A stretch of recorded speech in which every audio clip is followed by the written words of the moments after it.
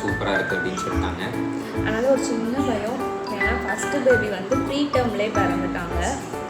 அதனால் இந்த ப்ரெக்னென்சி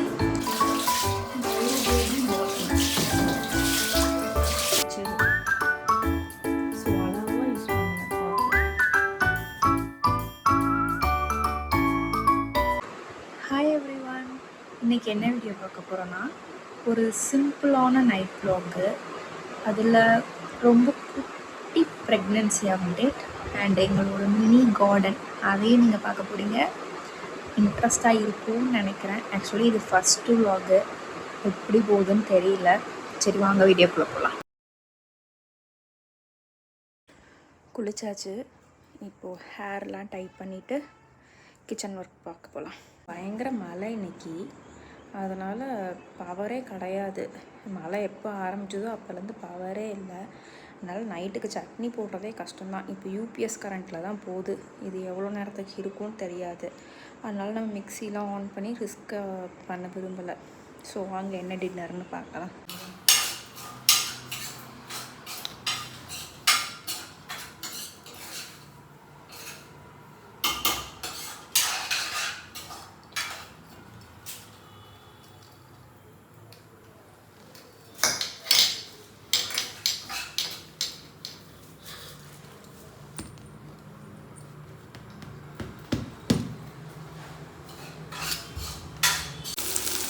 சமைக்கிற வரைக்கும் நம்ம கிச்சன் கொஞ்சம் அலங்கோலமாக தான் இருக்கும். சமைச்சதுக்கப்புறம் எப்படி மாறுதுன்னு காட்டுறேன்.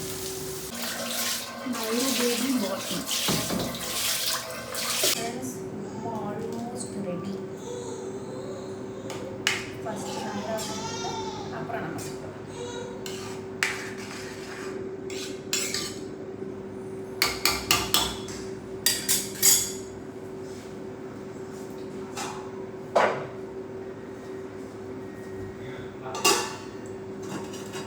இப்படி மூடி வச்சோன்னா உப்புமா செட்டாகி கொஞ்சம் உப்பி ஆகும்.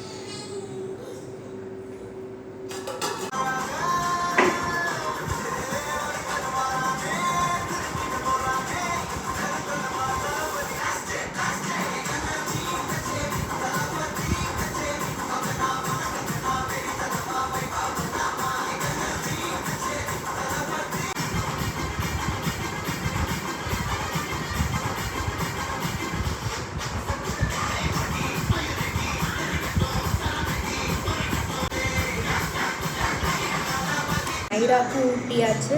இப்போ நாங்கள் டின்னர் சாப்பிட்றோம். அப்புறம் இந்த சமையல் சூப்பராக இருக்குது. உப்புமா சூப்பராக நல்லா இருக்கா? ஆமாம். அப்புறம் இதுதான் எங்களோட ஃபஸ்ட்டு வ்ளாகு. எப்படி இருக்குதுன்னெலாம் எங்களுக்கு தெரியாது. ஏதோ தெரிஞ்ச வரைக்கும் போட்டிருக்கோம். எதனா மாற்றணுன்னா சொல்லுங்கள், ட்ரை பண்ணுறோம். அப்புறம் இந்த வ்ளாகில் வந்து ப்ரெக்னென்சி அப்டேட் கொடுக்குறோன்னு போட்டிருந்தோம். இப்போ எங்களுக்கு வந்து ஃபஸ்ட் ட்ரைமஸ்டர் ஓவர் ஆகி இது செகண்ட் ட்ரைமஸ்டர் போயிட்டுருக்கு. இப்போ தான் என்ட்ரி ஆகியிருக்கு செகண்ட் ட்ரைமஸ்டருக்குள்ள. இது செகண்ட் பேபி. ஃபஸ்ட் பேபி வந்து 1.5 வயசு தான் ஆகுது. அந்த பேபி பிறக்கும்போது 2 ஆகும். என்டி ஸ்கேன் பார்த்துருக்கோம். அப்புறம் டபுள் மார்க்கர் டெஸ்ட்டுன்னு ஒரு ஜீன் டெஸ்ட் பண்ணாங்க, ஜெனட்டிக் டெஸ்ட்டு. அது எல்லாமே நார்மல். ஆமாம், பேபி நல்லா ஹெல்த்தியாக இருக்குது, சூப்பராக இருக்குது அப்படின்னு சொல்லிட்டாங்க. அதனால் ஒரு சின்ன பயம். ஏன்னா ஃபஸ்ட்டு பேபி வந்து ப்ரீ டேர்ம்லேயே பிறந்துட்டாங்க.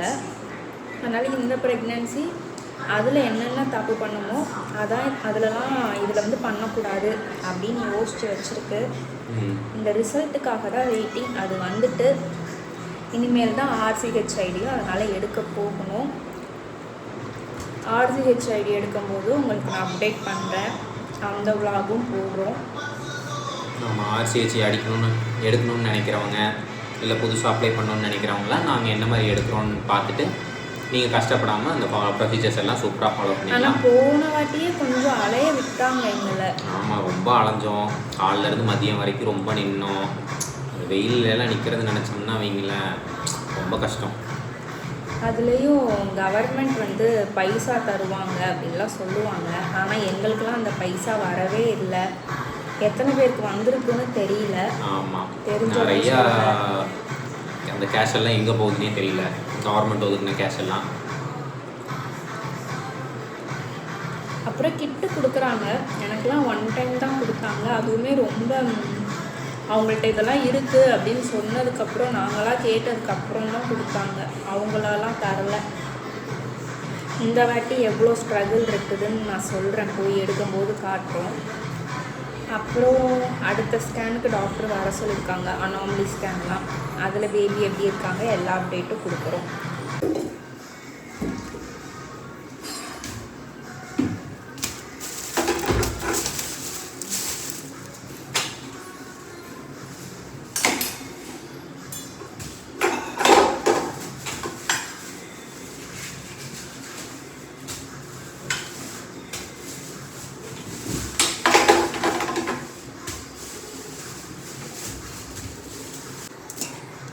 க்ளீன் பண்ணிகிட்டு இருக்கும்போது இதை பார்த்தேன். எங்களுக்கு தர்பூசணி ஏன்னே தெரில, நல்லாவே வாங்க தெரிய மாட்டேங்குது, இனிப்பே இருக்க மாட்டேங்குது. ஒரு 1,00,000 கொட்டை இருக்கும் போல இந்த தர்பூசணியில். இந்த தர்பூசணி எப்படி வாங்கணும் அப்படின்னு யாருன்னா கொஞ்சம் நல்ல டிப்ஸு சொல்லுங்கள். நாங்கள் வாங்கினாலும் இப்படி தான் இருந்துச்சு. இங்கே பாருங்க, இங்கே வாண்டு வந்துருச்சு. இவங்க தான் தர்பூசணியோட ஃபேவரெட் இவங்களுக்கே. ஆனால் இவங்களுக்கே இந்த தர்பூசணி பிடிக்க மாட்டேங்குது. பேச எப்போ அவ்வளோ பெருசு தூக்கி என்ன பண்ண போகிற? அப்படியே சாப்பிடுவியா என்ன? அது முதல்ல இதே அங்கே பாருங்க எப்படி சாப்பிட்றாங்க. இவங்க ஒரு ஃப்ரூட்ஸ் லவ்வர்னே சொல்லலாம். எந்த ஃப்ரூட்ஸாக இருந்தாலும் பிரித்து மேய்ஞ்சிருவாங்க. நான் பார்த்து கீழே மட்டும் அப்போ முடிச்சுக்கிறேன். எப்படி சாப்பிட்றா பாருங்க.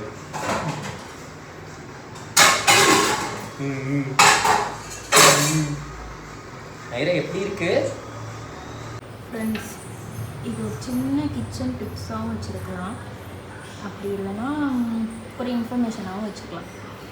இது வந்து நம்ம இன்ஸ்டாகிராம்லலாம் இப்போ ரீசெண்ட் டேஸில் ரொம்ப ஆட் பார்க்குறது. இன்ஸ்டாகிராம், யூடியூப் எல்லாத்துலேயுமே கிச்சனில் அந்த ஆயில் ஸ்டெயின்லாம் போக்கு அப்படின்றாங்க. இன்றைக்கி நான் அதை ட்ரை பண்ணலான்னு இருக்கேன். நான் ஒரு வாட்டி ட்ரை பண்ணேன், ஆனால் அது எதுக்கு ட்ரை பண்ணேன்னா எக்ஸாக்ஸ்க்கு ஃபேனுக்கு ட்ரை பண்ணேன். அது ரொம்ப ஹைட்டில் இருந்துச்சு. அதை அடித்தும் அப்புறம் க்ளீன்லாம் பண்ணலை. அதுலேயே ஆனால் கொஞ்சம் ரிமூவ் ஆகுச்சு. இப்போ வீட்டில் எங்கன்னா ஸ்டெயின் இருக்குமான்னு தேடி பார்த்தேன். எங்கேயுமே எங்கள் வீட்டில் ஆயில் ஸ்டெயின் இந்த மாதிரியே இல்லை. அதனால் ஆனால் இந்த ஒரு இடம் மட்டும் கண்டுபிடிச்சிருக்கேன். இது ஆயில் ஸ்டெயின் தான், அழுக்கெலாம் கிடையாது. ஆக்சுவலி இந்த இடத்துல ஒரு ஆயில் டப்பா விட்டேன் இந்த தோசை ஊற்றுறதுக்காக. அந்த இடத்துல இப்போ அடித்து காட்டி போதான்னு பார்ப்பேன்.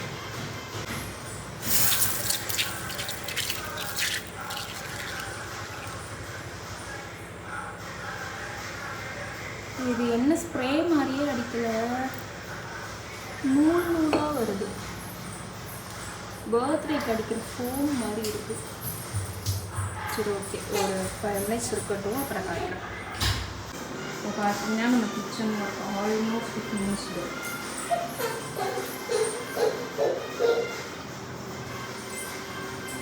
இப்போ நான் ஒயிட் பண்ணி பார்க்குறேன். ஆக்சுவலி இங்கே தான் ஸ்டெயின் நிறையா இருந்துச்சு, இங்கே தான் ரிசல்ட் பார்க்கணும். Wow, super. லைட்டாக பண்ணாலே நல்லா போயிடுது. நல்ல டிஃப்ரென்ஸ் தெரியுது பாரு. அழுக்குலேருந்து எல்லாம் க்ளீனாக போயிடுச்சு. அந்த பக்கம் பார்க்குறக்கு நல்லா இருக்கு, நைஸ். நான் இன்னும் இதை இந்த மாதிரி இதுக்கெலாம் ட்ரை பண்ணி பார்க்கல, இப்போ தான் பார்க்குறேன். ஒர்த்து தான் ப்ராடக்ட். உங்களுக்கு நல்லாவே டிஃப்ரென்ஸ் தெரியும். இந்த இடம் பாருங்கள், இந்த இடம் பாருங்கள், சூப்பர். வீட்டோட மினி கார்டன் செட்டப். ஆனால் இந்த மரம் தான் ஏன் வச்சேன்னு எனக்கே தெரியல. போன சீசனில் ஒரு மாம்பழம் சாப்பிட்டுட்டு போட்டேன், அது என்னென்னா சூப்பராக வளர்ந்து போச்சு. இது புதினா நிறைய இதை வெட்டி விட்டாச்சு, புதுசாக துளுத்து வராங்க.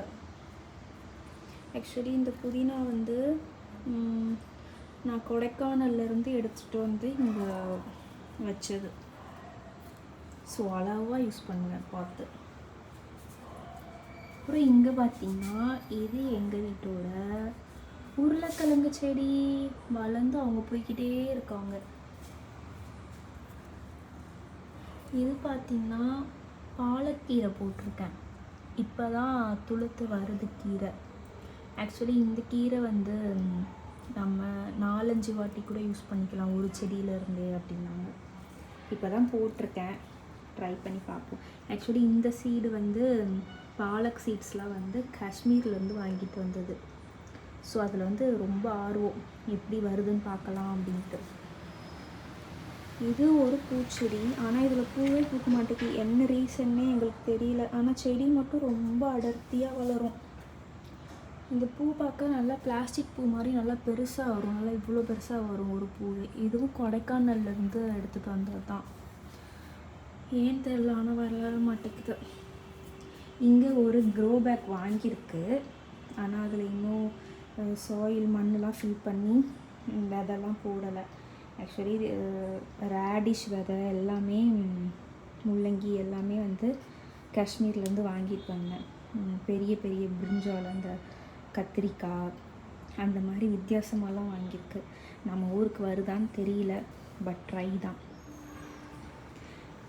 எங்கள் ஊர் கிளைமேட்டுக்கு கொஞ்சம் எல்லாமே வரும் தான் தோணும். ஏன்னா திருப்பூர் மற்ற ஊரெல்லாம் விட இங்கே கொஞ்சம் வந்து கூலிங் இருந்துக்கிட்டே தான் இருக்கும்.